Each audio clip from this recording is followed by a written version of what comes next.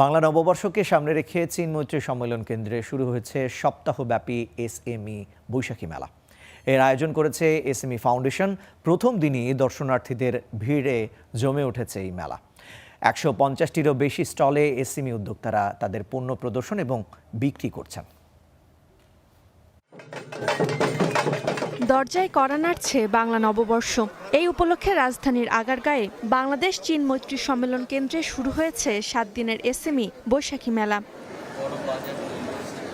রবিবার বিকেলে এই মেলার উদ্বোধন করেন শিল্প, বাণিজ্য এবং বস্ত্র ও পাট মন্ত্রী। পণ্যের মধ্যে বৈচিত্র্য আনা, বেশি বেশি মানুষকে এটার সাথে সম্পৃক্ত করা, বেশি কর্মসংস্থান তৈরি করা, এগুলি হচ্ছে আপনাদের কাজ। আপনাদের জন্য আমরা ফ্যাসিলিটেটর হিসাবে সরকার সবসময় পাশে থাকব। মেলার প্রথম দিনই দর্শনার্থীদের ভিড় ছিল চোখে পড়ার মতো। অনেকে সন্তানদের নিয়ে এসেছেন বাংলার ঐতিহ্যের সঙ্গে পরিচয় করিয়ে দিতে। এই মেলাটা 12 তারিখ থেকে শুরু হয়, যেমন আগ্রহটা আরো বেশি, অনেকদিন সময় পাবে বাচ্চারা আনন্দ করার জন্য। তো ওদেরকে প্রথম দিনই ফার্স্ট ডেতেই নিয়ে আসলাম। ভিতরের জিনিসগুলা দেখলাম অনেক সুন্দর, মেয়েদের জিনিসগুলো দেখলাম অনেক সুন্দর, তারপর খেলনাও ছিল।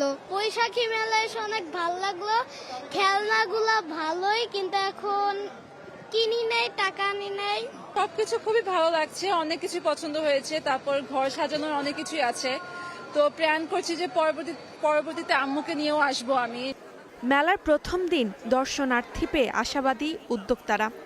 আজকে প্রথম দিন, মানে সকালের দিকে আসলে তো ওরকম ছিল না, কিন্তু বিকেলে আলহামদুলিল্লাহ অনেক মানে সাড়া পেয়েছি।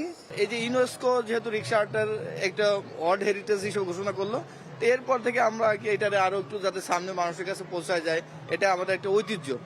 মেলার ১৫০টিরও বেশি স্টল অংশ নিয়েছে এই মেলায়। এই আয়োজন চলবে ১৮ তারিখ পর্যন্ত। Roksana Rimi, star news, Dhaka.